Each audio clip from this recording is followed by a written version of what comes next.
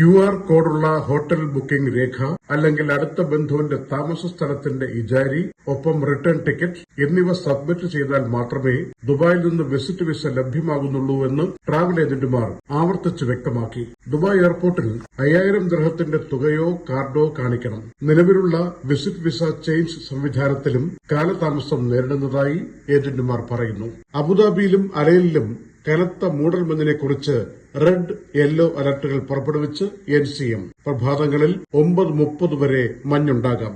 UAEയിലെ താമസക്കാരിൽ 70% 2025-ൽ ടൂറിസം യാത്രയ്ക്ക് തയ്യാറെടുക്കുന്നവരാണെന്ന് travel search engine sky scanner.